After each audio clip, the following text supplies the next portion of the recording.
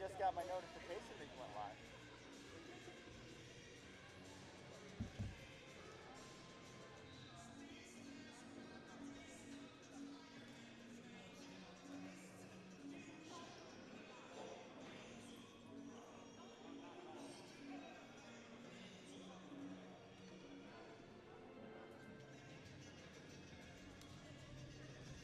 Digital crew doing up here? Oh? Well, you know,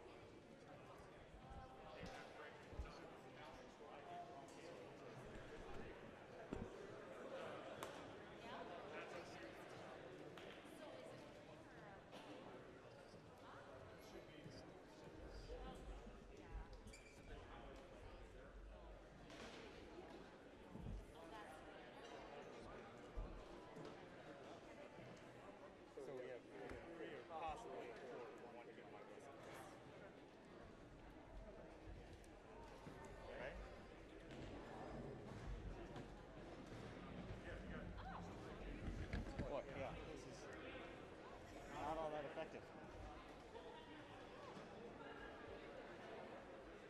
Seriously, whose leg is that?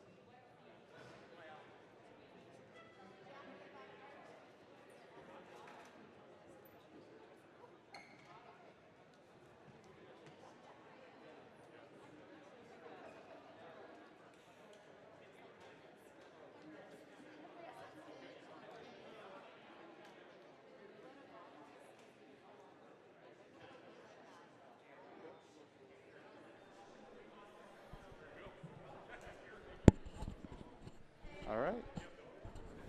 Hello and welcome to Bondurant-Farrar Wrestling with Gilbert visiting tonight. This is Patrick Meyer along with Shannon Klein hosting you on Blue Jay Digital. We will be getting started momentarily as we make some minor adjustments to some JV lineups and the lack of one of our teams being able to attend. It was a late scratch with Roland Story not being here. But Bondurant and Gilbert will go at it for a single duel tonight. We have 3, maybe 4 JV matches to start with. So we should be getting those started before we do our starting lineups. For those of you checking in, trying to figure out if there's a JV match you want to watch, looks like we have Charlie Shrek and Gavin Lyman in one match, Jacob Ruby and Caleb Kramer, Ben Hammis and Tyler Williams, and potentially we're going to convince Ben to come out and wrestle a 4th match against Clayton Vanderpool. So we shall see. Caleb Kramer will be the first match of the night for the Blue Jays.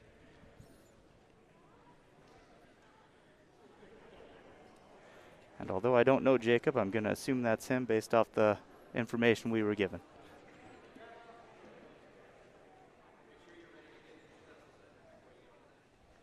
This is the opening duel for both teams as we get started on this season that was kind of uncertain on whether we'd even have it. So it's an exciting night, even if it is just a single duel. Looks like we have an official ready to go. We do wrestle 2-minute periods here in high school. Caleb Kramer will be the green. Jacob Ruby will be the red.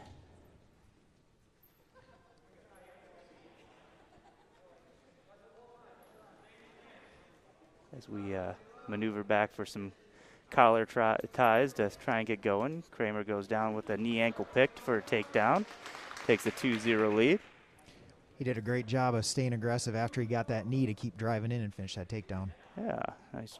Trying to work a spiral right, it looks like.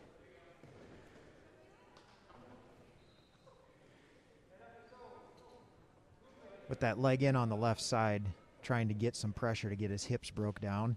Now he's got a good crossface going on the left. It'd be nice to keep him in bounds here with him broken down. There you go. Keep turning that. Yep, keep walking around the head there and lock it up. Minute 10 left in this, so time not an issue. Keeping him in bounds might be. Getting the near fall now. That's a nice tight cradle there. He lost him and managed to catch him back before he could roll over. Still has not awarded the points. And there's going to be a 3-point near fall, so Kramer will have a 5-0 lead now. 40 seconds left in the first period. Jacob Ruby doing a good job of fighting off his back there and keeping the match going. Caleb Kramer going back to that crossface, and he's looking to work a butcher right on the edge of the mat. Kind of debating if he wants to cradle it again. That's Had some a good success cradle. last time. There you go. He's down to 20 seconds to go in this first period, and if he could keep that cradle locked up, he might get some more. Yeah, so he let go of the cradle. Oh, there you go. nice. So there's going to be some near fall points if he doesn't get the fall. Still 10 seconds left. Jacob's fighting off his back. It's going to be close. Yeah, I think he's got enough height there that he's 2-1 time. So that's going to be another 3-point near fall. After the first period, Caleb will have an 8-0 lead.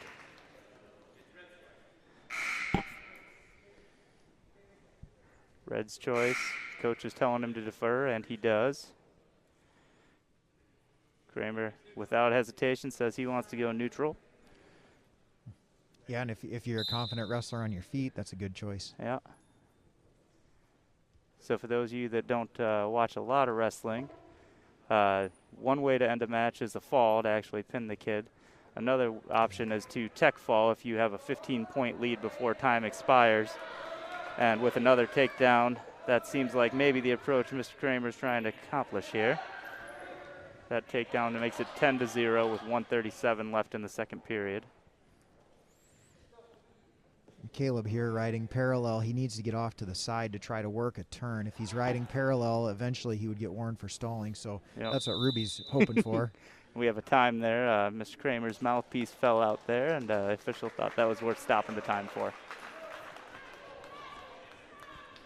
So we'll restart with 1:23 left in the second period. 10-0 Caleb. Trying to bring him over his leg there. He's got to get the hips a little more forward if he wants that to work. Now he's looking to get that leg locked in. But what Jacob Ruby's doing a nice job of is keeping his hips up and keeping from getting extended there. And Caleb's got to work to get around back behind. We got a little bit of a scramble, and Jacob's going to come out on top of that for the 2-point reversal. Makes it 10-2. Now Caleb just trying to do the same thing back to Jacob. Wasn't able to get it. Nope. So 40 seconds left in the second period. Ruby's looking for a turn. Kramer's fighting down on that arm. Try the other side. Needs to get his hips up if he wants to get out of this. So that's a half Nelson, first applied on the left, now applied on the right. Maybe one of the oldest and most successful wrestling moves right there is a half Nelson. We got 20 seconds left in the period for Caleb to fight it.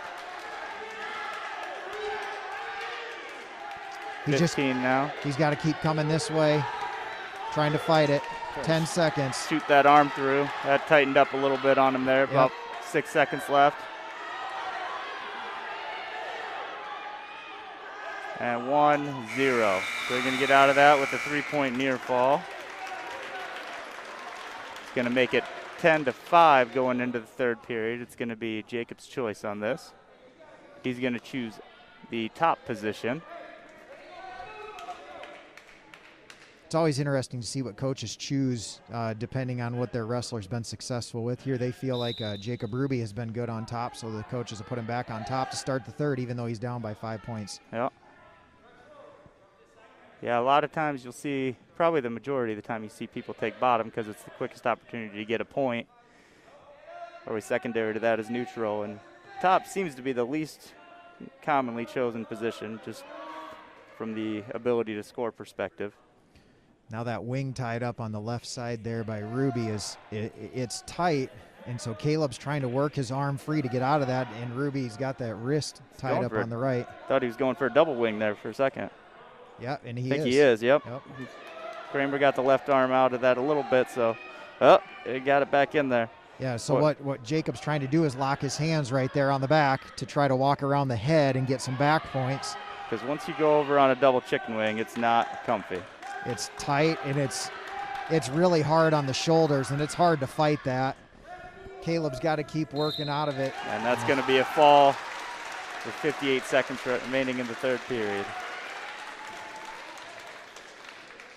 Yeah, the best way to get out of a chicken wing, they say, is to not go into a double chicken wing. So it's a good match, a lot of action. Good way to start the night. Again, we are starting with the JV matches here tonight between Bondurant and Gilbert. The second match is going to be Gavin Lyman versus Charlie Shrek. Lyman a 138-pounder, and Shrek is listed as a 132. I do not have weigh-in weights, so he might actually be a 138. I don't actually know that, but moderately comparable in weight nonetheless. So both freshmen. So their first high school action underway.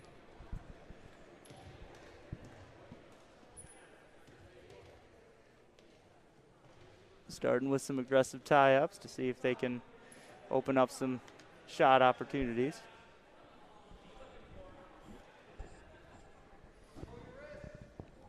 You can see that Gavin's wrist is tied up there, and he wants to work that free. Shrek doing a good job of trying to keep that isolated. What Gavin's got to do is try to peel the wrist and get his arms free. It was a good 2-on-1 attempt by Charlie there. Gavin's getting his hip back. He's keeping his hips down, which is able to get him free of that. Now he's got a good front headlock there, trying to spin around behind for the 2. He should keep that headlock. Yeah. Still spinning, keep spinning. Went the other way for the 2-point. Nice change of direction there for Gavin. So with that takedown, it's going to be a 2-0 lead for Bondurant with 55 seconds remaining in the first period. He tried that spiral ride there. I'd like to see him go back to it.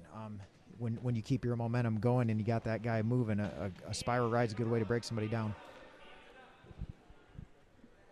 Now he's got the hand on the waist there, trying to break him down that way. He's just kind of testing things out, maybe seeing where he's at. Got too high there for a second, but was able to recover. 20 seconds left here in the first period. Gavin Lyman's leading Charlie Shrek 2-0.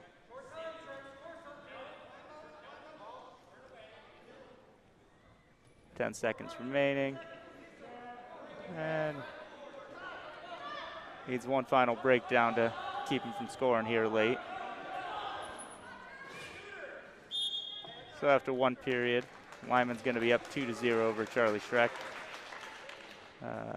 Coin toss goes to Lyman. Lyman's going to defer.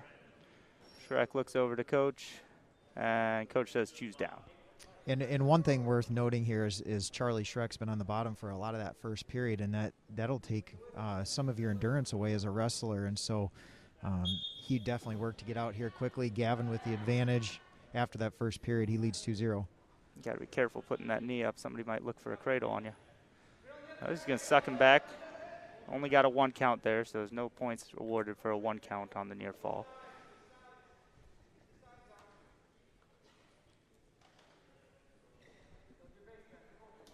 Can't tell exactly what he's working there, but just trying to get some wrist control, I think, and without giving up any chance of letting him get up. So that's about the third time we've seen Gavin do that. It's been effective for him getting Charlie broken down, but Charlie's doing a good job of keeping the work back up to his base. Yep.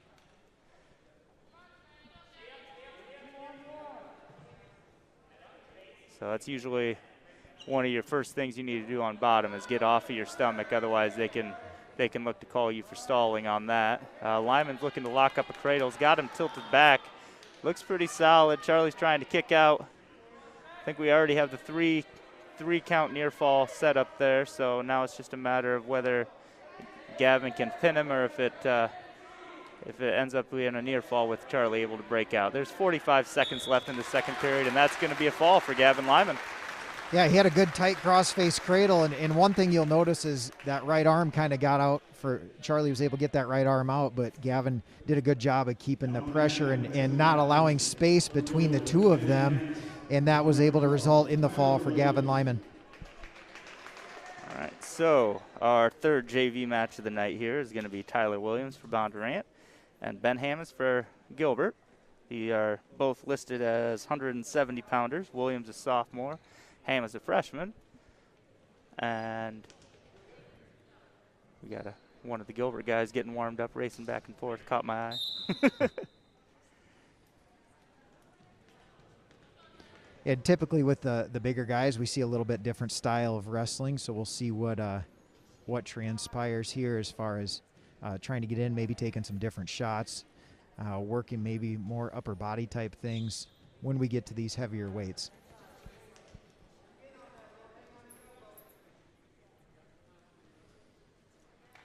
Just a little heads up, we do expect to probably start varsity, around 6-ish. We'll do some mat sanitation after the JV, and we will do lineup announces for in the gym, and then we'll be ready to go. So if you were thinking you had until 6:30, well, please don't leave for 30 minutes. As Williams and Hammonds go back and forth here, there's about 1:05 left in this first period, still 0-0. You can see Tyler's pulling on that headgear a little bit of Hammonds, and the ref will stop it if the headgear does come off so that they can get reset.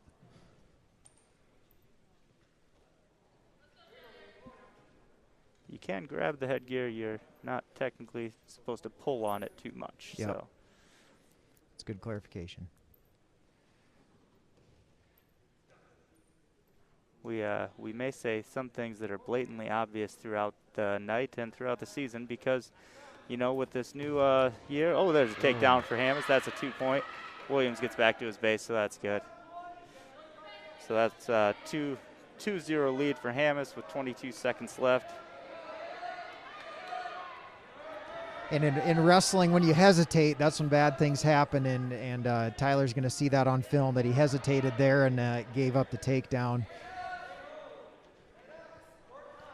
5 seconds left. Hammonds looking to ride him out. Williams gets the escape with 3 seconds left. That's a good quick move. Try and earn yourself a point before you end it. Yeah, and that's why we encourage everyone to wrestle to the whistle. You can always score a point in that last second, and so Tyler did a good job there. Ben Hammonds still with a 2-1 lead. And Hammonds had the option. He deferred. Williams chooses down to start the second period. Hammonds leads 2-1.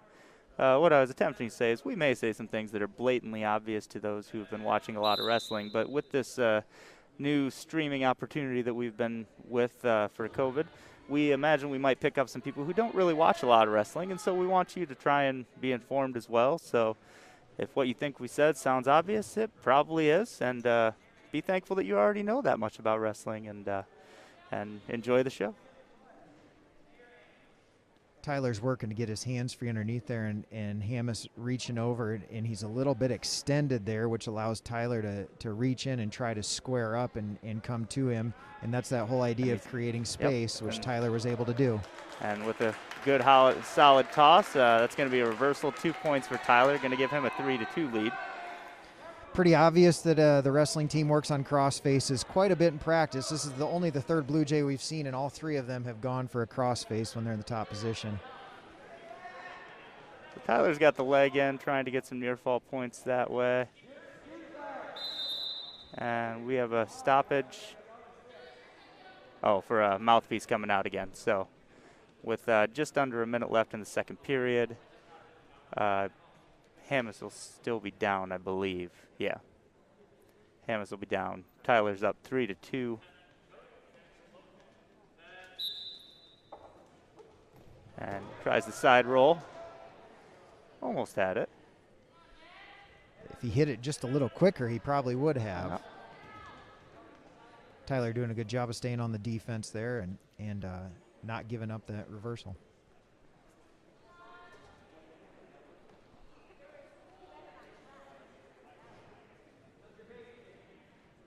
35 seconds remaining in the second period. Williams still up 3-2.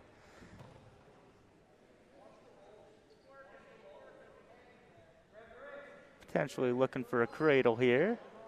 With that crossface, he's working the wrist. Tyler's on the wrist. He needs to get up on that tricep area to try to lock it up. The arm between the legs is up there, but his left arm coming up to the triceps would help make that cradle something that he could finish.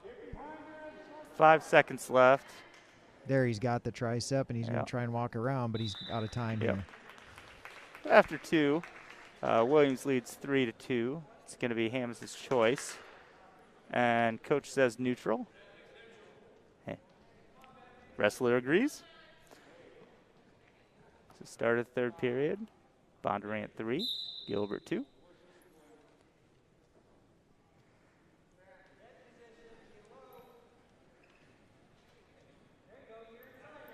A lot of times wrestlers in that third period need that little reminder that maybe they want to get their stance a little lower to avoid getting taken down.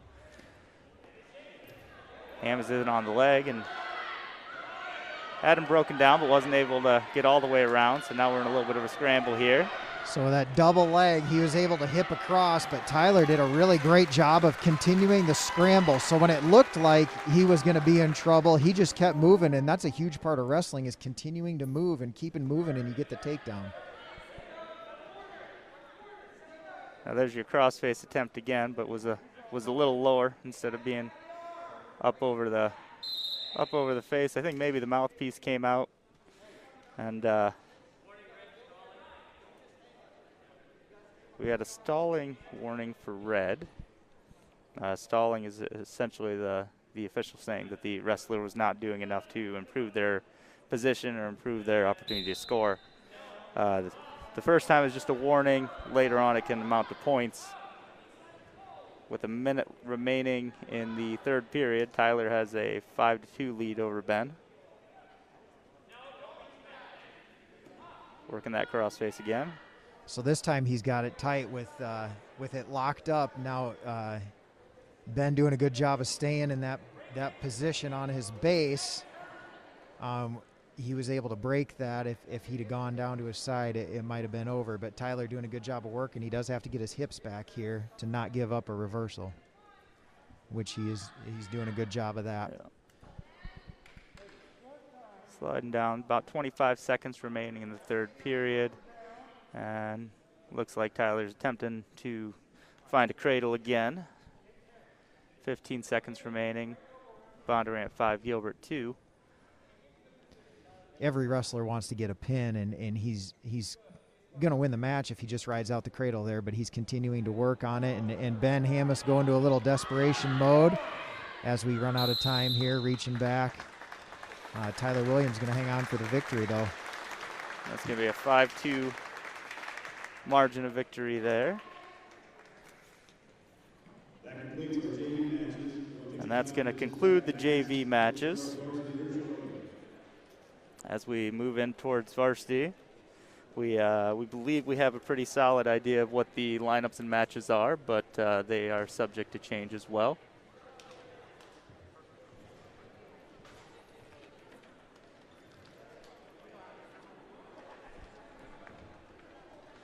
And we made an executive decision. We'll keep talking over the break while we sanitize and do lineups. You know, we kind of making these decisions on the fly as we go. And you will see we have a Blue Jay lineup up on the screen that we believe we are going to see tonight. At 106, we're going to see Cody Hay, a junior. At 113, we're going to see Dalton Rowe, a sophomore. At 120, we'll see Riley Anderson, senior, returning fourth place state at 113 pounds. 126, we'll see junior Chase Pfizer. He took seventh last year at 106. 132 pounds, we could see Cannon Extam, a senior, or potentially Peyton Rowe, a senior. 138 pounds, we see Trevor Overbrockling, a sophomore. 145 pounds, we believe Kane Cramblett, the junior. 152, we're going to see Cooper Jones, a sophomore. 160 pounds, we'll see Aidan Carl, the freshman. 170, we'll see Porter Smith, a junior returning state qualifier. 182 pounds, we'll see John Powers, a sophomore. 195 pounds, Evan Reha, a junior. 220 pounds is potentially open, we will see. And heavyweight is Isaiah Larson, a sophomore. So that's your Bondurant-Farrar lineup. And your projected Gilbert lineup is Dennis May, freshman. Gavin McKinney, a freshman. Connor Clark, sophomore. 126 pounds, you got Holt Bellin, a freshman. 132, we have Kale Isle, returning state qualifier. 138, we got Kakoa McKinney, sophomore. 145, we got Bodie Hatfield. 152 pounds, we have Aidan Gibbons. 160 pounds, we got Tate Gibson, a senior. 170 pounds, we got Cruz Pierce, a senior. 182, we got Jaden Fuss, a junior. 195 pounds, we got Fernando Valascusa, a junior. 220 pounds, we got Caden Meskin, a senior. And heavyweight, we got Nick Romero, junior. So those are potential starting lineups, subject to change, both because you got the opportunity that maybe some people didn't make the weight. Weigh-ins are at 4:30 before the meet, so if you don't make the weight you're required to make, well, then you don't get to wrestle that weight. Other opportunities that could change that, obviously somebody may have just not shown up via injury, sickness, COVID quarantine this year, who knows what else. And coach can also just make a coaching decision to say, hey, I think this kid wrestling at this weight instead tonight is going to be better for us, give us a better chance to score, whatever that takes to potentially come out with a team win. Yeah, you make a really good point there, and it's the very first duel of the season, but it is a conference duel, and thinking about how that might impact the standings come February, knowing that Bondurant has a terrific team of wrestlers and wants to be in the chase at the end of the season, you definitely want to put yourself in the best position to win this opening duel of the year. What are a few things that you're looking for from this team tonight as we kick off the season?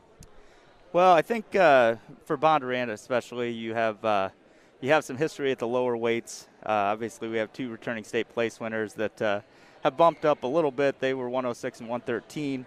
This year it's 120 and 126. So you kind of expect they're going to find you some points in matches early on.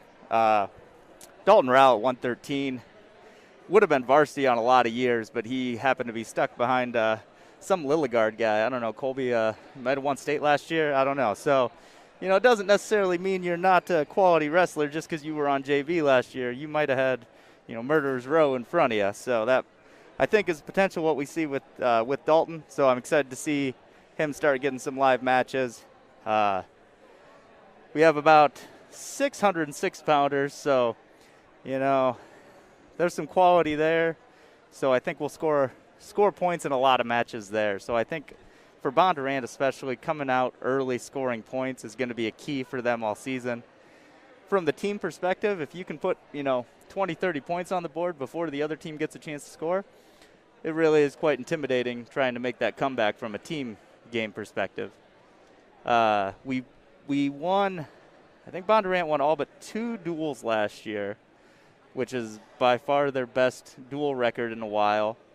And you made a good point that Gilbert is a conference match, which is new for us because Gilbert and North Polk are new to our conference this school year. So this is might be, I can't guarantee this, but this might be the first conference action between Bondurant and Gilbert.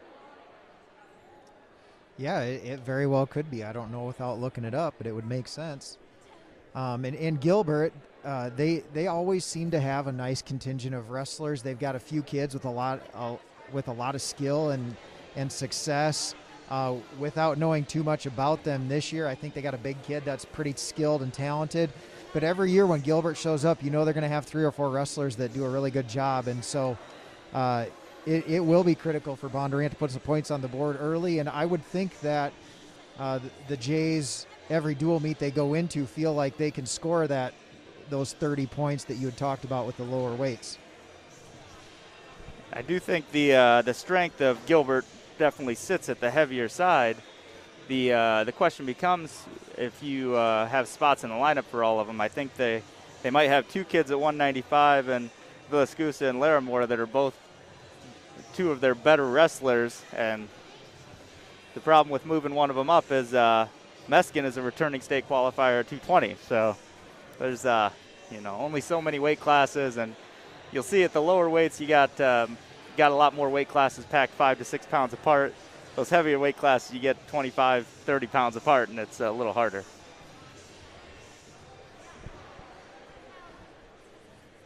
Coming into the season here, the first duel, Bondurant-Farrar has 40-plus kids on the roster, which is huge for a program that is continuing to grow.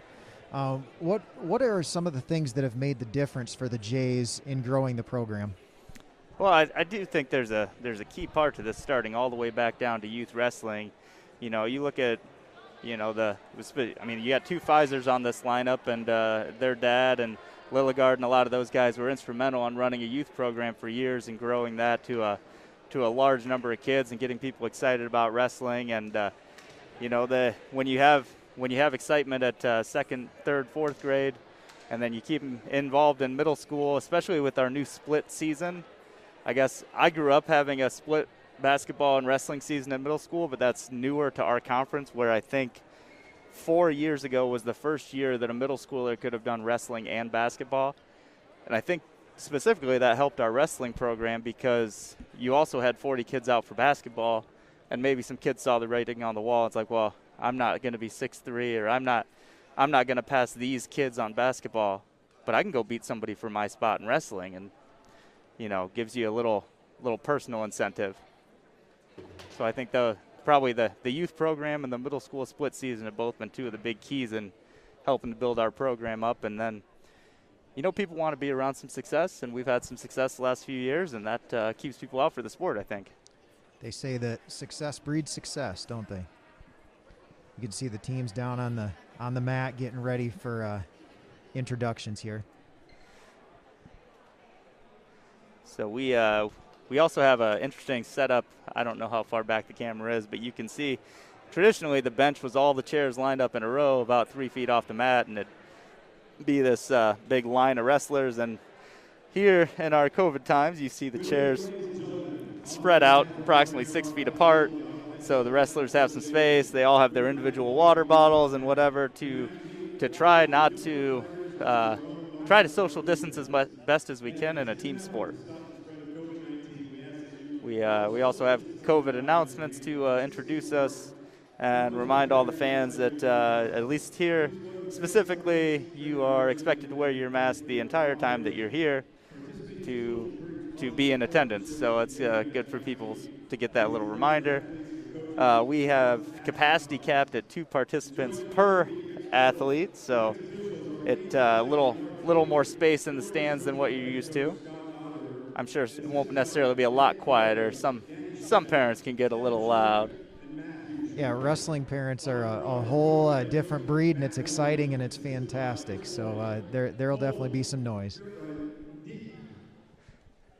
We had a few duels last year that got quite loud in here, and they're very exciting. It'll be a little disappointing not having quite as many people here, but we'll chime out here and let you listen to the opening lineup again from the official PA.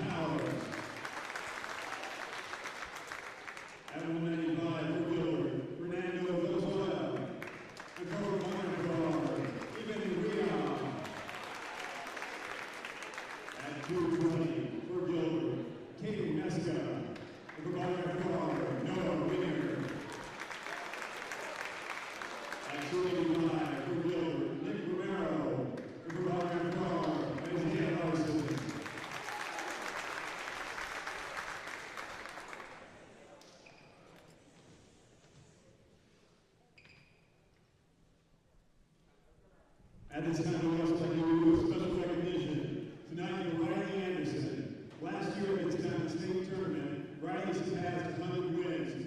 To have 100 wins, we're going to recognize him tonight.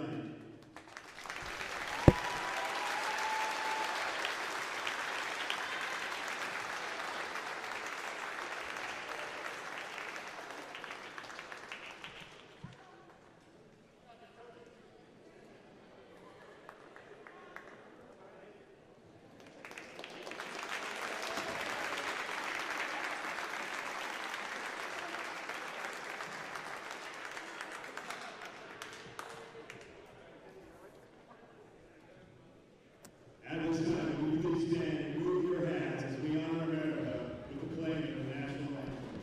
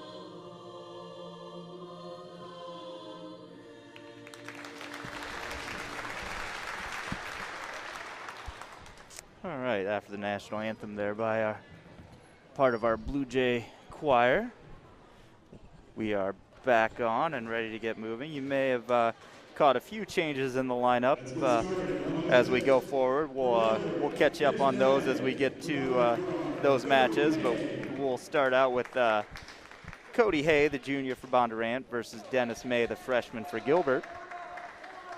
Hay and May. Hay and May. Cody Hay looks jacked, ready to go. He is excited as he comes to the scorer's table there. May's looking for a throw to start with. Hay's got some leverage and is going to get the 2-point takedown to start. And getting some near fall right away as well.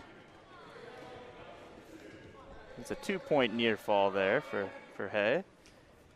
Now he's got a tight waist with that arm up on the back, doing a good job of taking away one of the supports from May. Now coming around and I think he has that, going to lift him up and look for that fall. You can pin him outside of the circle, and that's going to be a fall with 34 seconds into the match for Cody Hay. Good way to start the season for him. That's going to give Bondurant a 6-0 lead.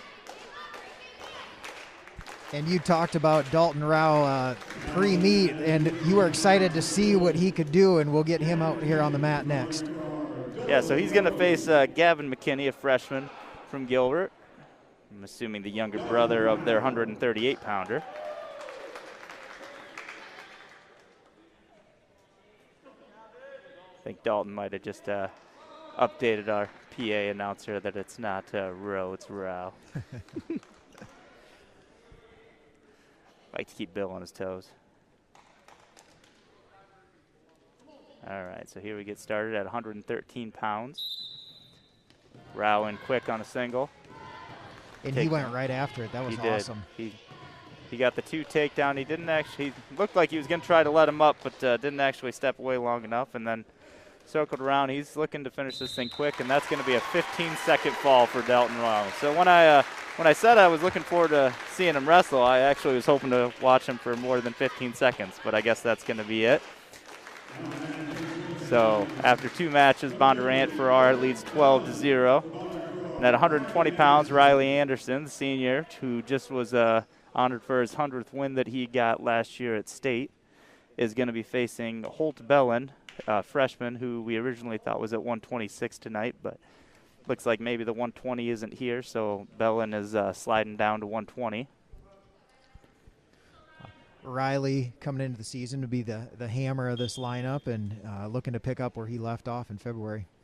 And on a shot, and going to be Not a takedown yet. There you're going to see the takedown too. And now he's going to get to work on that arm. And he's going to be trying to beat that 15 seconds, but he's not going to get there as we're 25 seconds into this match. But that is not a good place to be with 1:30 left if you're Holt. Just a fundamental move here, Riley. Just work the half Nelson, and you do the small things really well, and then you get good at the more complex things, and that's what Riley's been doing for years. Been able to get sound on his fundamentals before taking it up to that next level. So Riley, an elite wrestler with a good start to the season. And that's going to be a fall in 42 seconds for Riley. And as I mentioned, Holt actually was listed as 126, but he wrestled there. So I believe Chase Pfizer is taking a bye here, which does count for 6 points for the Blue Jays. So after 3 falls and a bye, Bondurant will take a lead 24-0 going into the 132-pound match, which is going to see Kale Isle, senior, versus Peyton Rowe, also a senior. Peyton Rowe, the older brother of Dalton Rowe, who we just saw with the 15-second fall. Be nice for the family to get 2 wins here tonight, wrestling another senior in Kale Eiley. Eiley had a record 47-4 last year, had a lot of success. Rowe, another wrestler who was pretty solid on the JV lineup, but wasn't quite able to break through on the varsity side for the most part. Also was a latecomer to wrestling. He dabbled in basketball for a couple years before switching over to wrestling. So, Eiley, an accomplished wrestler at a very tough weight, was able to qualify for the state tournament.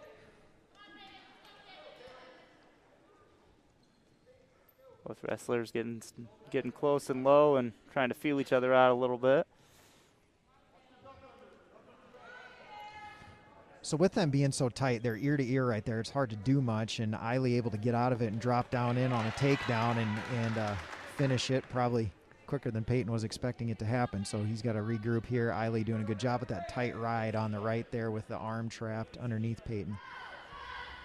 Trying to pull that arm up out behind his back so he can work some moves with it, but Peyton's fighting that off well so far.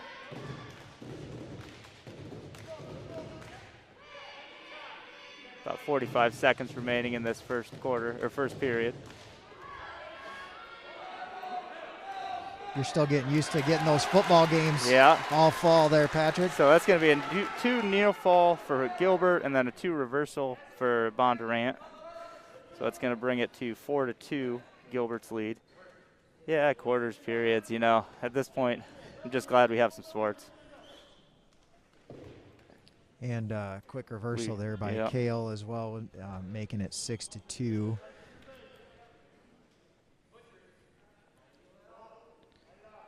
We have 10 seconds to go in this first period here.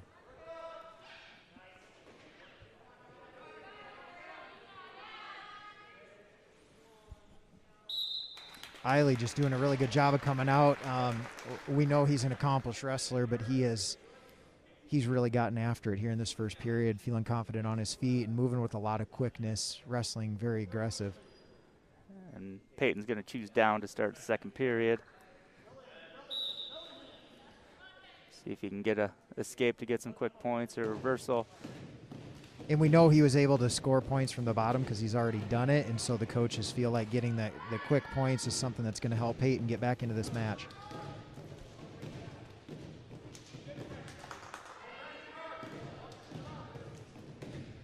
Eiley working hard to try to get that arm out, trying to come up through the legs to grab that wrist. A lot of offensive moves you can do once you get there, but Peyton's doing a good job trying to build up to his base, get his knees up under him. So the wing on the right side there, and then trying to roll the wrist through on the left side is what Kale's trying to do to take the support away from Peyton. So it's hard for him to get back up to his base and do anything with that right arm trapped, and now he's going to suck him back and look for back points. Peyton doing a great job of rolling through and trying to come out. He's just got to keep moving there and get his hips up. Oh. Got caught. A minute left. That was a good catch by That was a good catch by Kale. That was a good scramble by Peyton, but Kale saw the saw the move and went for it. It's going to be a fall in the second period. An experienced wrestler is going to be able to catch that. Peyton did a great job of trying to roll through and get out, but that split second where somebody that's won 50 matches the year before, he's going to see that and take advantage of that opening, and that's something Peyton will learn from too as he continues to go through the season. So we got two sophomores here at 138 pounds, Kakoa McKinney for Gilbert and Trevor Overbrockling for Bondurant-Farrar. And I know we mentioned the word senior a couple times on those last two matches. You won't hear us mention that again for Bondurant because that is the extent of our seniors in the lineup. Very much a underclassman-dominated program right now. Overbrockling's in on the shot. So far, no points are awarded. If he can pop his head out and come around that waist, maybe. He's working to try to pop that head out, but McKinney's holding tight for now. McKinney with some experience coming in at the varsity level last year, and Trevor Overbrockling, he's a fun wrestler to watch. He's been wrestling forever. He's got some funky moves, but it all comes back to that foundation and what you know how to do well. And he's hitting his stuff right away. He does lead 2-0. So a minute 16 left in this first period.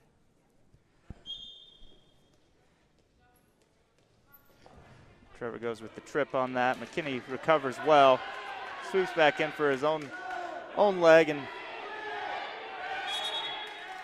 right now they're going to award the 1 point to McKinney. And so it's going to be neutral position with Trevor leading 2-1. Once the top wrestler loses control, the point goes to the guy that was on the bottom.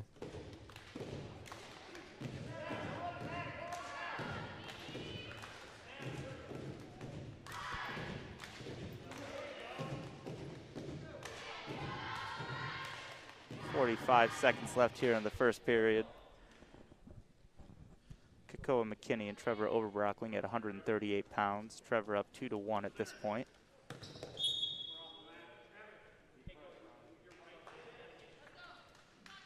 Wrestlers go out of bounds. We'll bring it back to the center and start it up again.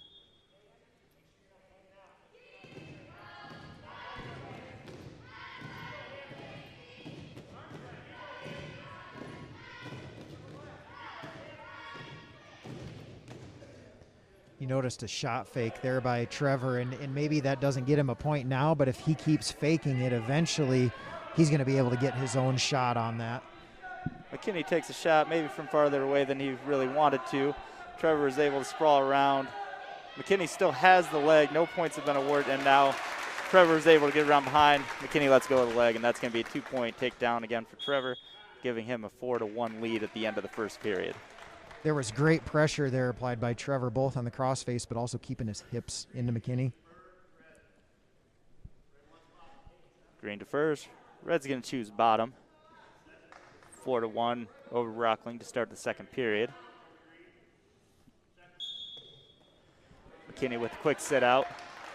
Gets the 1-point escape. And that's where that constant movement benefits you, is he just kept moving there and was able to get out and get that escape.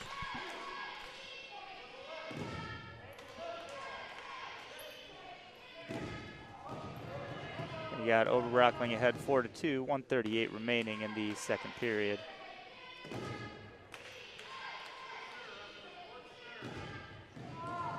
Collar tie on one side.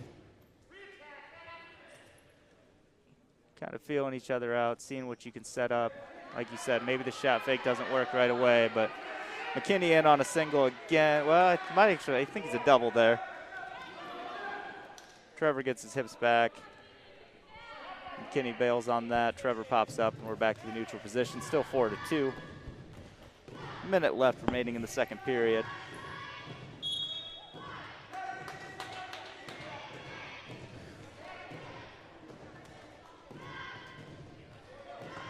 After going out of bounds, we'll start back at the center.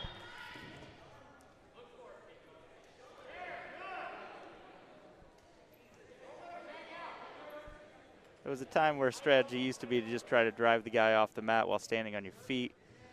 Technically, you can get called for stalling for just pushing the guy straight off the mat too, so it's not quite as effective as it used to be. There's maybe a current Hawkeye wrestler who did that a few years ago, where he was just driving guys straight off the mat and getting stalling calls, and it worked until it doesn't. McKinney with the ankle pick attempt. We're still at 20. We're at 25 seconds left here in the second period. Still 4-2 over Brockling.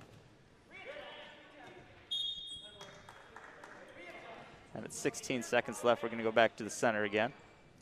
Something that'll benefit both of these wrestlers as we start the season is they're going to have a lot of film on themselves on their feet. Now, a great job there by Trevor. But it's something to go back and watch. We spent a lot of time wrestling on their feet here, seeing how they move and what they can do better for each guy. So after the second period, Brockling going to be up 6-2. He chooses down without hesitation. Trevor, a big fan of that double leg football tackle. Big fan of football as well, so it makes sense on the combination there. Well, wrestlers make fantastic football players, and so I'm sure Coach Fonts loves having him on the team.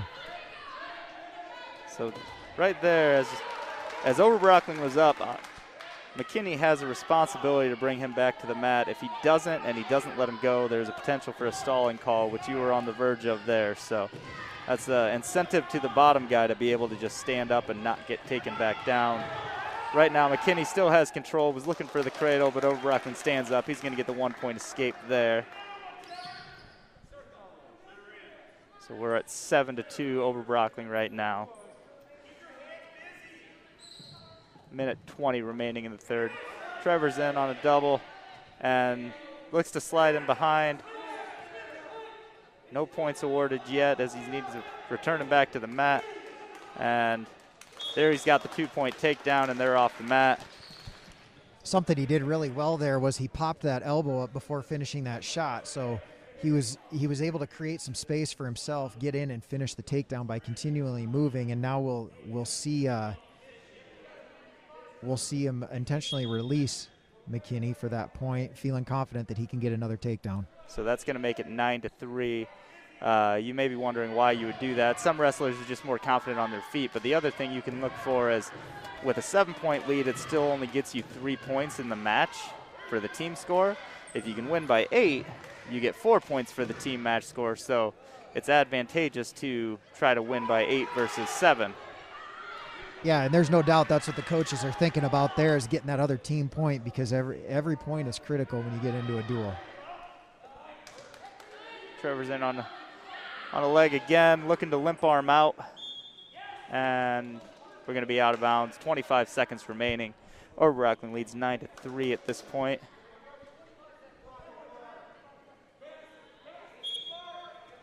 And Brockling quick in on the double.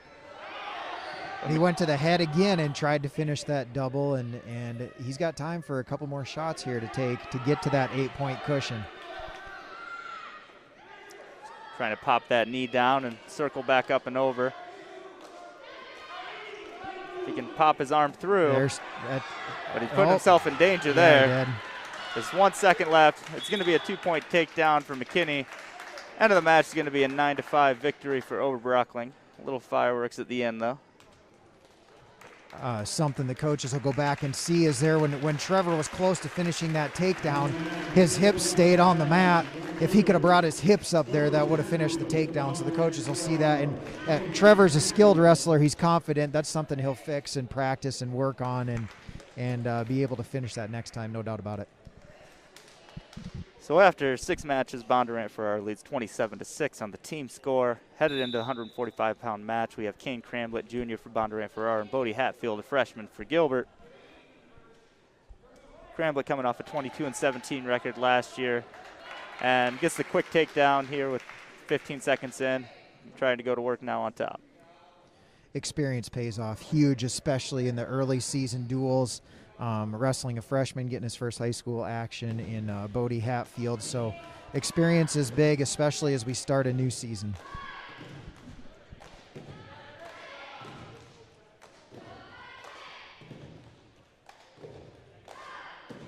Cramblett moving up from 132 pounds last year up to 145 this year. And trying to work that arm a little bit. even if you don't get that near fall, it's still really tiring to be down there. And when you come back around, that's going to be some near fall points. So maybe not quite. You could see his forehead on the mat there. If he would arch his back here a little bit or sit through, he's trying to sit through. That works too. That's an equally effective way. Nice job by Kane there to see that and realize it. He doesn't actually have a double chicken wing, but he has both arms, but apparently one of them was bent in a way that caused the official to stop it for potentially dangerous. So potentially dangerous doesn't have a point impact. It just restarts the match in the position you were. So Kane's going to be top. Bodie's going to be on bottom with a 2-0 lead, 45 seconds remaining in the first period.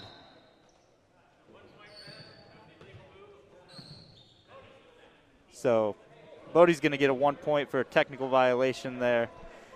Kane came through with a full Nelson, which is not a legal move. A half Nelson is perfectly okay. A full Nelson is not. Yeah, in wrestling, we have a quarter Nelson, we have a half Nelson, a 3/4 Nelson, and a full Nelson. For all you mathematicians out there, we go in quarters. And Tramblet locks up the cradle and drives him right over top of it.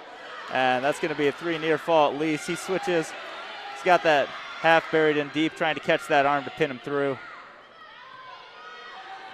15 seconds left still. You can see the half there is really tight too.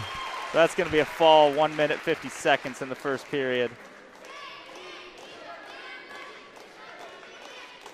The thing about the cradle is if you lose your grip, there's a scramble essentially, and Kane came out on top of that scramble and found the half Nelson quick.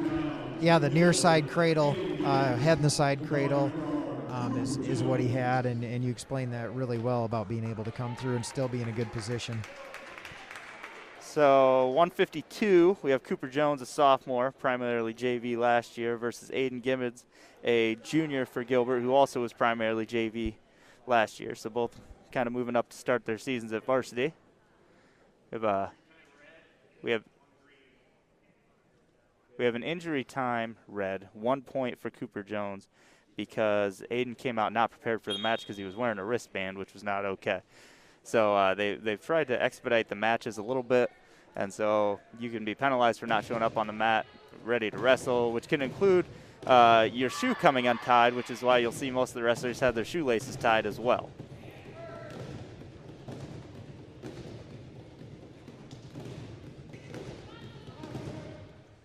Trying to get to that outside single was Gibbons, but Jones kicking his leg back.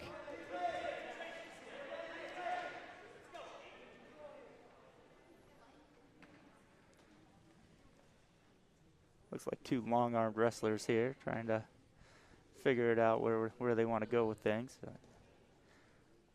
Now we're tying up closer.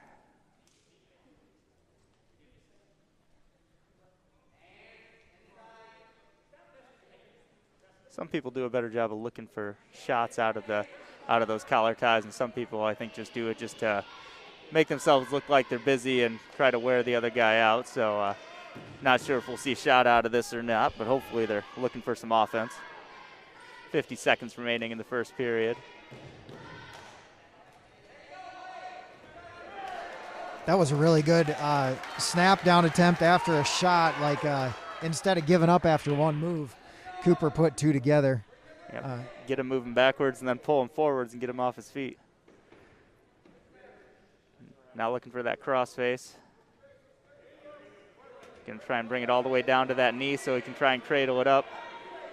See if he can lock his hands up here.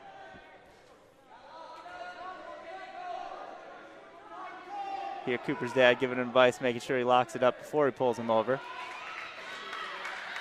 Going to get some near fall points there. 5 seconds remaining. Might not get the fall out of this, but should be a 3-point near fall. 2, 1. So near fall 3 points is going to make the total 6-0 after the first period for Cooper Jones. Good opening round. Cooper has choice. Cooper defers. Aidan looks over to Gilbert's coach and chooses down. So second period starting here. Bondurant 6, Gilbert 0. We've seen a lot of cross faces from the Bondurant-Farrar Blue Jays tonight, and a lot of them turning into cradles. So you can see that's a point of emphasis and practice for these for these young men on a daily basis. There's a million moves you can work in wrestling, and you got to spend those first few weeks usually working on some basics, and so you'll see a lot of the kids running the same type of moves too. Cooper's trying to run a power half now. Just a lot of pressure on the head and shoulder there as that power half was put in, and he's doing a good job of working it. Pulled him across the knee there, try and break him down again. Minute 20 remaining in the second period. Like I said, some people you can still pick out in the crowd. You know, I'll love Cooper's dad. Good times.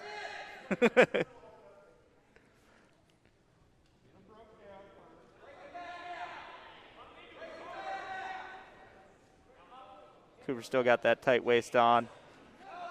Trying to spin him back down, keep him on the mats. Once you got him on the mat, you can try to work for some offensive points again. And Gibbons is trying to work up to his base and get that arm free, but when you're trapped and on the bottom, that's a hard thing to do. And he's working really hard. It's just difficult because of how much pressure Cooper has on him.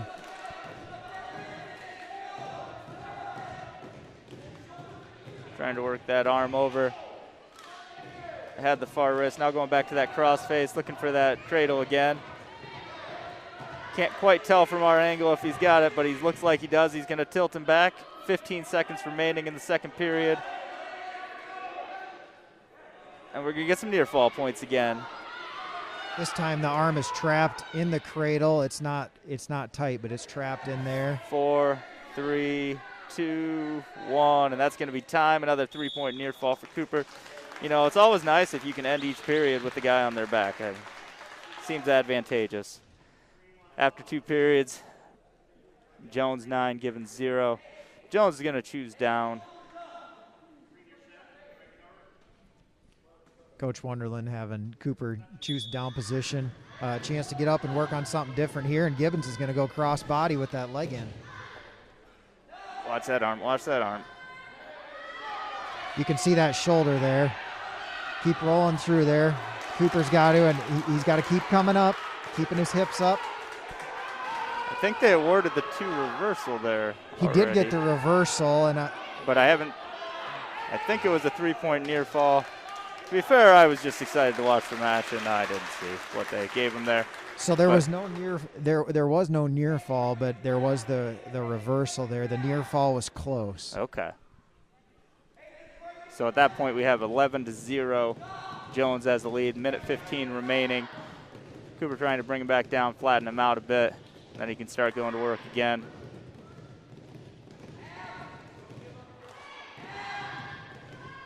Gibbons went cross-body right and jumped that leg in right off the whistle, kind of caught Cooper off guard. Yeah. And Cooper doing a good job of continuing to move when it looked like he was in some trouble. So the power of continuing to scramble as a wrestler showed there in Cooper's benefit.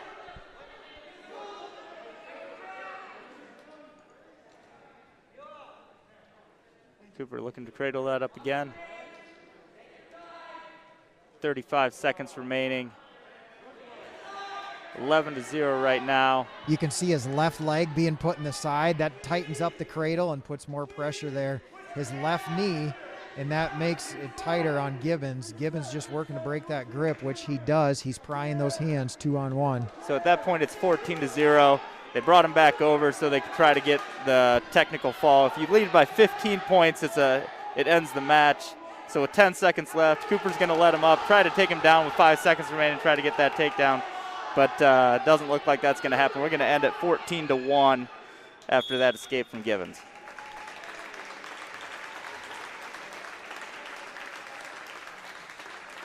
Good match from Cooper Jones there. Way to stay active, stay aggressive.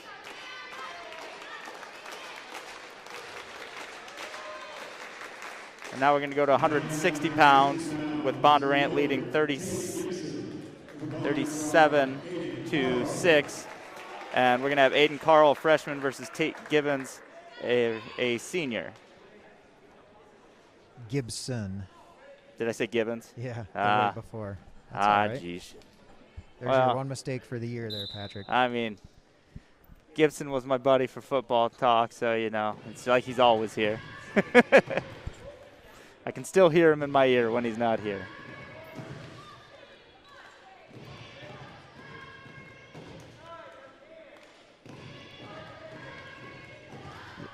You talked earlier in our broadcast about youth wrestling, and Aidan Carl's one of those kids that has benefited from being in the youth program and did a lot of really good things through middle school, has now made the varsity lineup as a freshman, wrestling a senior here. And our team score, by the way, is 37-6 in favor of Bondurant-Farrar.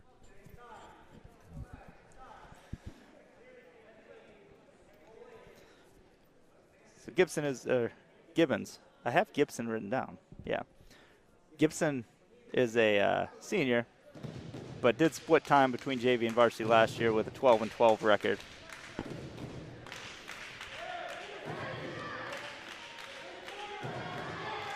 Like a fireman's attempt almost there. But Gibson's going to come out with a takedown.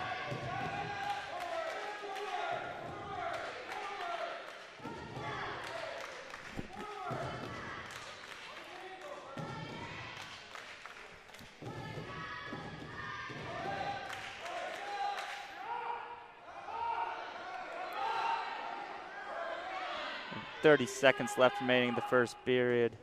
Gibson has a 2-0 lead. Carl's got that wrist, going to try and stand up with it. Spins out for the escape. And that's just how you teach that, when you hit that stand-up hip away and pressure down, and that's how he did it. Low diving attempt on the outside single. Gibson gets his hips back. Carl's trying to bring that up. 5 seconds left. I think we're going to probably end up in a stalemate on this and not get any points out of it. 2-1-0. All right. So after one, Gibson's going to lead 2-1. Gibson defers. Carl's going to choose down again. Start the second period.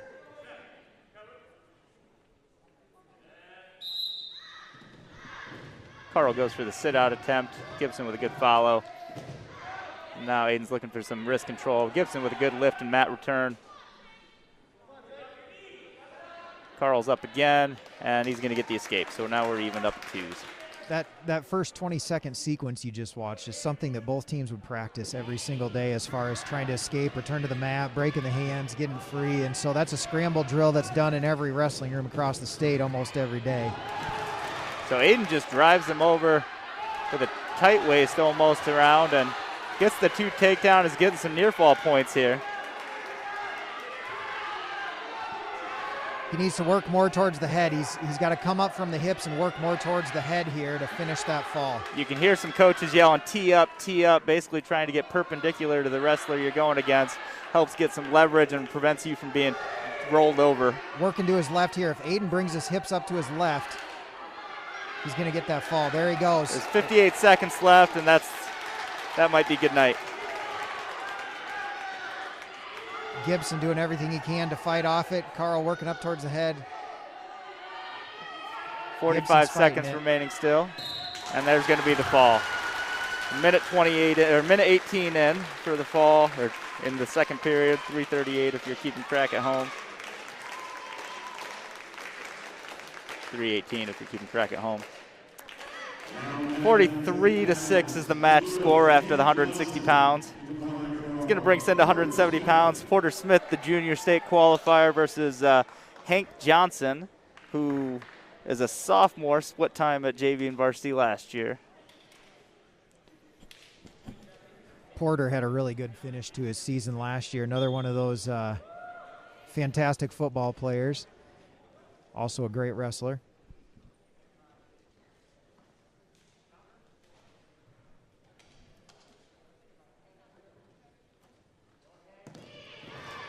Long athletic build. Allows him to reach out and make some offense happen still before he gets himself in too much risk on his side. Shot attempt from Johnson there, and Porter just extends himself out. Now he's going to try and work around the backside. Johnson still got that leg in, so no takedown awarded yet, but I think Porter's working to cross-face that leg off. So when you got somebody hanging on a leg like that, one of your easiest moves is just to come back through and cross-face and if they don't let go of that leg, they should feel really bad about holding on to it if the crossface is effective. Minute into this period, and we're still at zeros. What we saw from Johnson earlier was trying to hit a fireman's, and now he hit it again. He's going to that same thing. He tries to trap that tricep of Porter, but Porter able to use his length to his advantage and avoid getting taken down by the fireman's. And that's going to be the 2 takedown now for Porter. Got that chance to cross-face him again. You probably get a little bit of angle on it from the camera this time. You can see just grab right across the face, not grab the face, but grab the arm and kind of put your forearm right in their face, and it feels wonderful and might make you want to let go of that leg. Johnson's giving a really good fight here. He's already given up the takedown, but he's avoiding going over to his back right now. Porter's trying to elevate his hips, see if he can get some back points from here. 12 seconds left remaining in the period. And we got a stall warning for Johnson. He's not technically trying to build up from his base on the bottom. No point awarded for a stall warning, and that brings us to the end of the first period. And that might have looked similar to those of you watching at home from the first period. The difference was Johnson was on the bottom in the down position, and you have to work to improve. When you're holding on to the leg there, you're not working to improve. But if they're neutral like they were in the first period, each person is working to get a takedown, and you can't be warned for stalling there by holding on to the leg. So that would be the difference in those two situations. So Johnson chooses down, 2-0 going into the second period. Try to sit out attempt. Porter brings him back over, trying to look for some wrists, look for some control, breaks him back down. Crossface. Thought maybe we were going to see a butcher attempt. Still might. So the crossface, you got that bone that runs down your arm on the inside, and you put that right across the nose of somebody. That creates quite a bit of discomfort, and that's the purpose of the crossface, is to get you moving one direction and either run a butcher or cradle. And here Porter switches sides, and he's looking for the butcher underneath there. He's got underneath, and Johnson's able to roll through. Good job. Porter got up under that arm and looking for the fall, but Johnson was able to roll through. I give Johnson a lot of credit here for the way he's fighting and trying to keep going, because Porter's a strong young man and has just been working that head mercilessly and the way he's supposed to, and Johnson's not quitting on it at all. He's continuing to fight, and there you got a butcher. You can see it pretty well. The butcher, Porter doing everything he can to pull it across.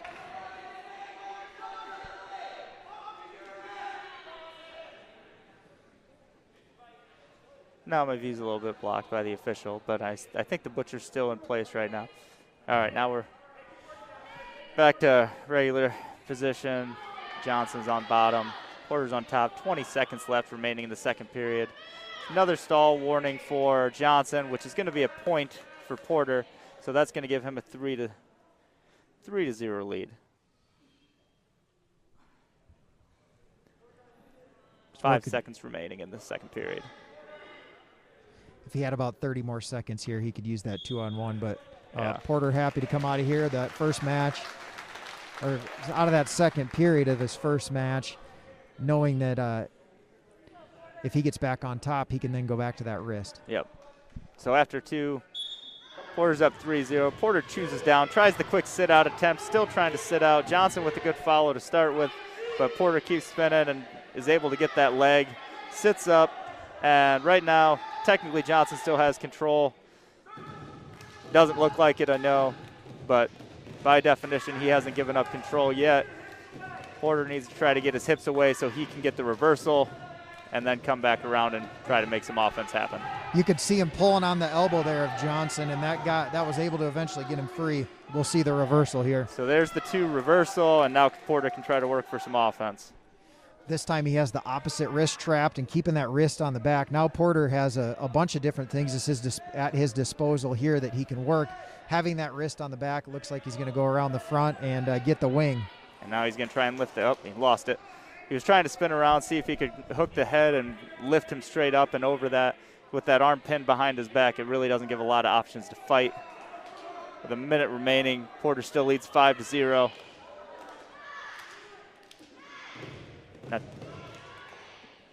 On top, you typically need to try to work off to the side some. You can't just lay parallel and lay on their hips. That's not going to get a stall warning for the bottom guy. It might get a stall warning for the top guy. So making sure you're working out to the side is important, trying to look for turns, not just hold them down. Looks like Porter's got that left wrist. Maybe Johnson has the left wrist. So Johnson's trying to hook that leg again. Not a lot you're going to do from that position, though, except potentially get yourself cross-faced again. 10 seconds remaining in the third period. And looks like we might be content to kind of hang out where we're at. And Porter, you could see he was just waiting for Hank to pop his head up so he could cross-face that again. 1 second left, and we're going to end this match 5-0. Porter Smith with the victory. A good win for him, able to come out and really take control of the match from the beginning. He did a lot of good things, both on his feet and on the mat. And then Hank Johnson has a lot to be proud of. He fought that match. He's going to win a lot of matches this year just because he continues to fight, and that'll get you a long ways in high school wrestling.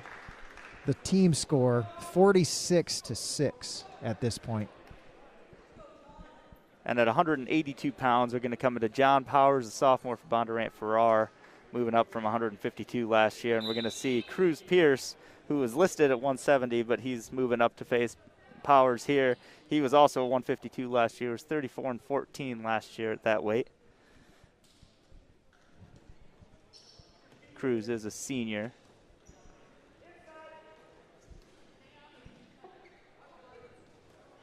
And looked like Cruz was attempting a throw there maybe, but John was able to slide down and pick the legs and get the 2-point takedown, and now he's trying to go to work on top.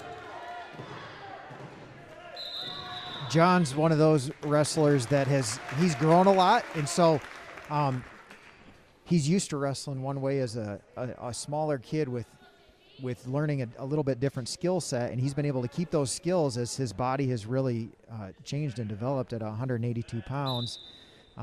So he's one that has a really exciting year ahead of him because of all the things that he can do, plus the attitude that he brings to the mat as far as continually trying to get better. So he's trying to look for the leg in, see what he's looking for offense there. I think he's still got that wrist on the far side. Maybe he doesn't. Okay. So he's going to let him come out of that. Cruz is going to get the 1-point escape. 2-1 Powers. 1 minute left remaining in the first period. That last shot for John was really kind of off a counter to Cruz's offense. So we'll see what we happen on this one. If you get up into the heavier weights, you get a little more throw attempts sometimes, but sometimes it's because people are really good at throws, and sometimes it's because people just don't like to take shots. 35 seconds remaining in the first period here at 182 pounds. You got John Powers versus Cruz Pierce. Little trip attempt there, and now trying to throw John is Cruz Pierce, and so you can see a couple of different things going together there. Cruz, a very experienced wrestler, putting a lot of different things together from his feet there. Powers did a good job getting out of that throw. Definitely a little bit of clarity that he might be looking for some throws on there from Cruz's side. So we're going to finish this first period with Powers on a 2-1 lead. And Gilbert's going to have the first option. Gilbert defers, and Powers is going to choose the bottom position to start the second period.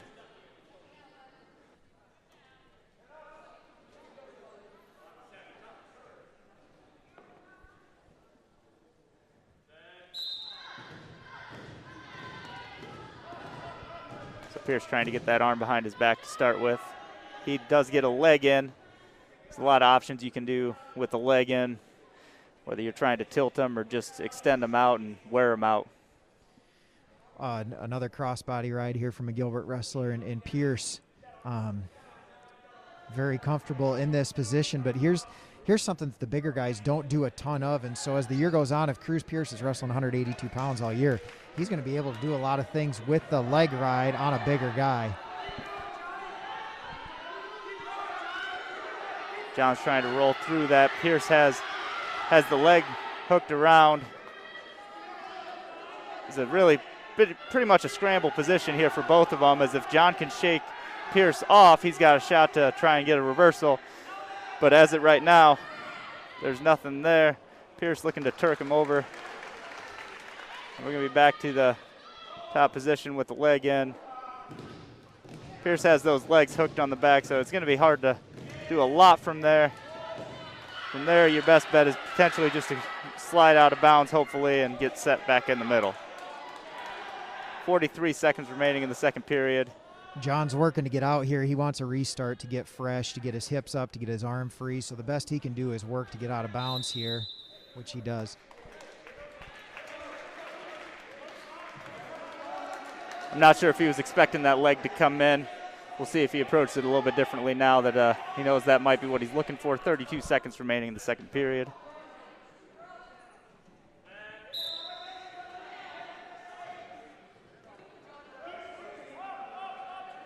A lot of pressure towards the head there, a lot of pressure towards the head. Pierce gets that right leg in again, looking to score some near fall points. John does a good job bellying out. 15 seconds remaining in the second period. And he left himself open to get the leg put in on the right side. If you go back and look, as he was rolling around there, his hips were exposed, and so Pierce was able to jump that leg in on the right side.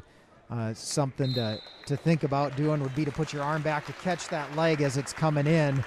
So we're going to come into this third period, and Pierce is going to choose down. I thought there's potential he might choose top the way he was getting that leg in and getting so close to getting some near fall points. So 2-1 Powers. Pierce chooses down, third period starting. It would have made sense for him to choose top there and try to turn him, but maybe the coaches are confident in his ability to get a reversal here to score those points. Pierce does trail by 1. Powers with that leg in on the right side, trying to jump the leg in on the left side. Trying to go left leg, left leg. It looks like Pierce might have caught his toes there. This is what you were talking about trying to do. And John with the ankle pick, going to follow him out. And we should start the next position with Pierce still down. He came out on top of that, but it was definitely out of the circle and technically on the gym floor, which is not a position you can score from. Not in this sport. Minute 30 remaining in the third period. It's going to be a caution. So you'll see John's right hand is not anywhere near the belly button. It was right on his waist, so that's why the ref used caution.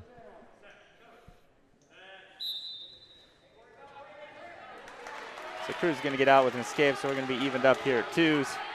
Minute 24 remaining.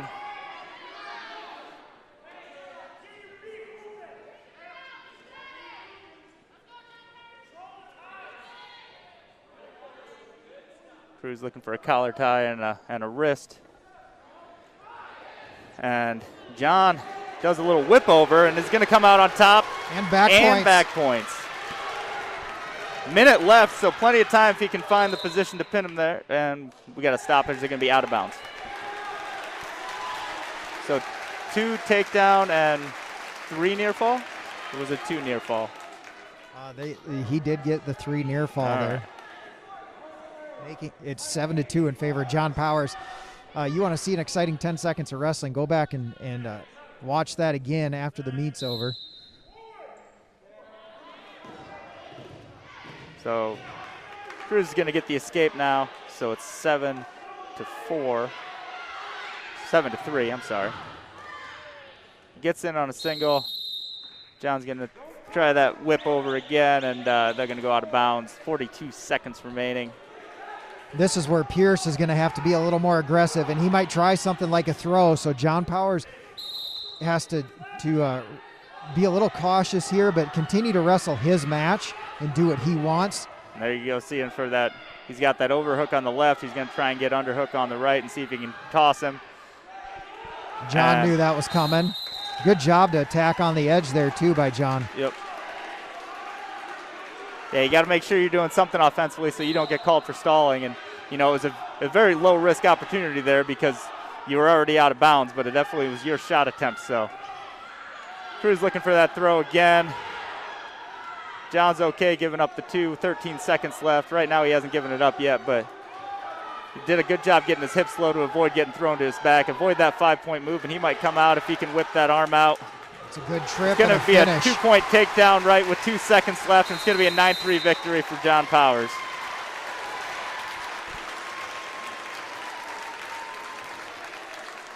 That's going to bring us to a 49-6 team score as we head into 195. And that's a great example of why we wrestle all 6 minutes, because we didn't see a lot of that in the first 2 periods, and all of a sudden the third period hit and we saw a lot of fireworks. So a fun way to start the season for John Powers, a good high school wrestling match there.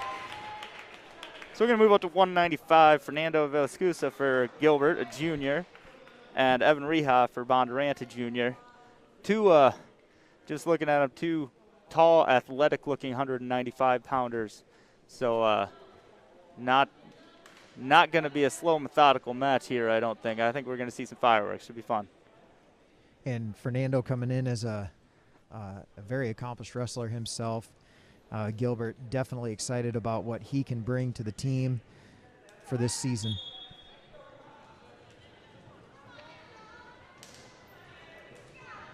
Just looking at him. Fernando does seem to have a little bit of a size advantage versus Reha. Just looks bigger. Trying to muscle him over on that. Reha's a strong kid still. So we're back to neutral. Fernando looking to counter that headlock. Reha keeps popping up. Dangerous when you just stay down on your knees because you got a better chance that they can do something from it. So he's doing a good job of getting back to his feet. Got more offense and less chance of going over from there.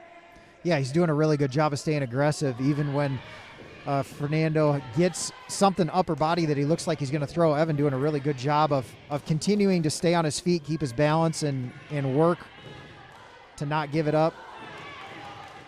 Got caught on that one. It's going to be a 2-point takedown, 3-point near fall, and they are still on the mat. And Reha's going to be able to slide out enough that that's going to be the 3-point near fall, head back to the middle.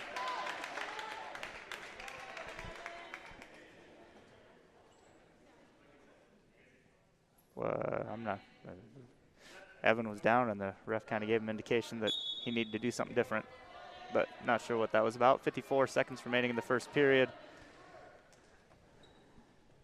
Fernando up 5-0.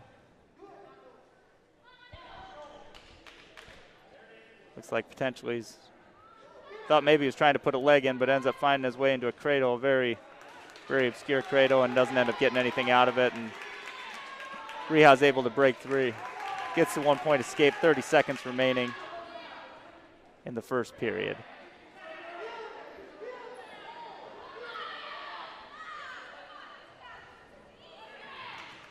It's going to be a 2-point takedown.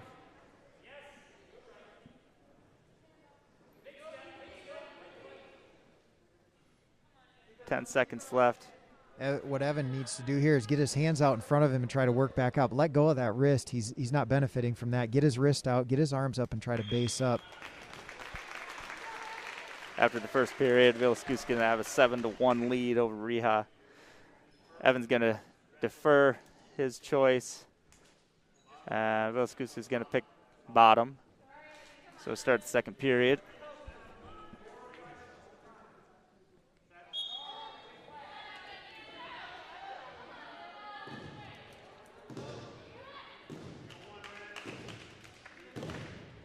Velasquez did finish second in state at Arizona at 160 pounds in 2019.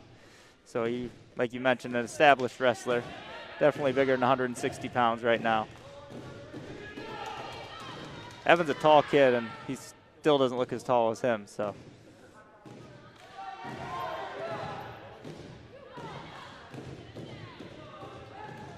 A couple of right tackles going at it, maybe. I don't know if Velasquez plays football. He probably should, though.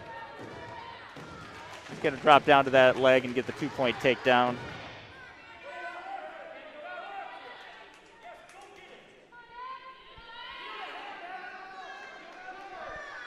So after the escape and the takedown, we're at 10-1. Just a lot of pressure cross-faced to the butcher from from Fernando to get Evan turned over. And all Evan can do here is fight. He's staring at the clock. That's a hard thing to do. He's got 45 seconds. He's staring at the clock and trying to fight it. That's going to be a fall in the second period. And you can see why Fernando's got some preseason ranking going on, because that was a solid match from a tough kid. So we're going to go up to 220, where Noah Winger's going to step in to wrestle his first varsity match as a freshman against Caden Meskin, a senior, who qualified for state at 220 last year and had a 40-11 record. Yeah, this is where the strength of the Gilbert team is going to come through here, is that these upper weights. We saw it with John Powers' match, and then again with Evan Reha's match, and now Noah Winger, an exciting time for him as a freshman coming out here at 220 pounds.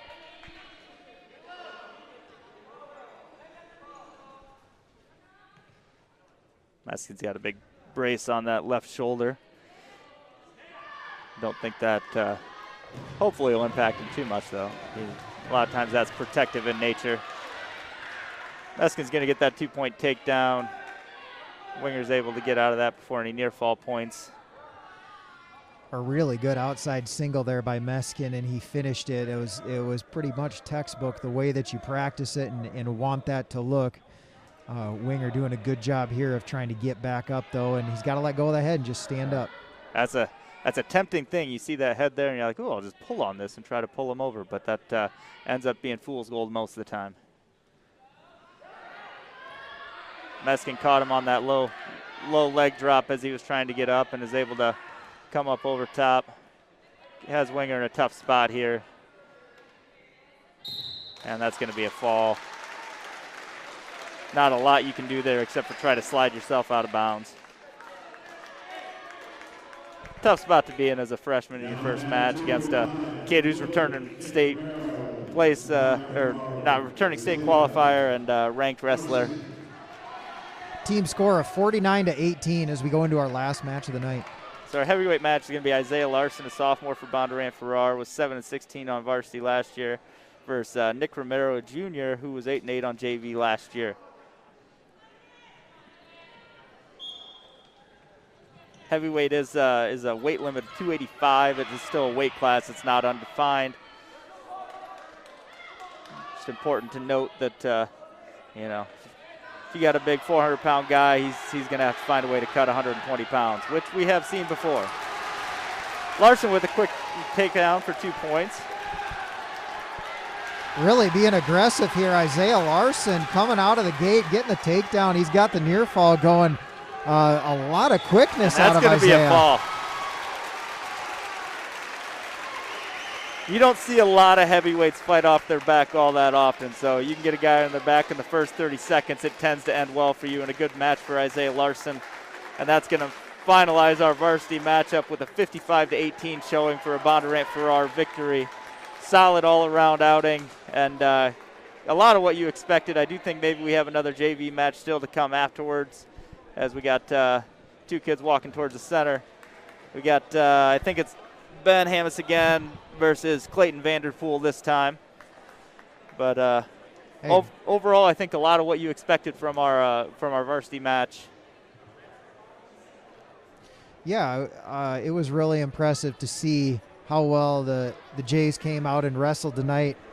Very aggressive. We saw some confident wrestlers, a team that expected to win, that knew what they could do. In Gilbert, we kind of knew who their top wrestlers were, and they wrestled the way that they expected to. Team-wise, a really good win for Bondurant, and now some bonus wrestling. We'll take it.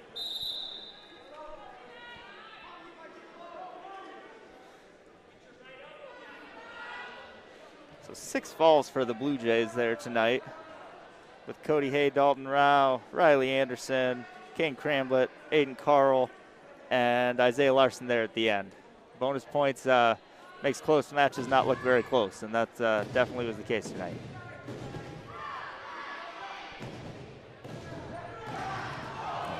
Clayton Vanderpool trying to throw here a headlock, and he ended up getting caught in it on a roll through, but now he's continuing to roll through, and that's why you just keep wrestling right there.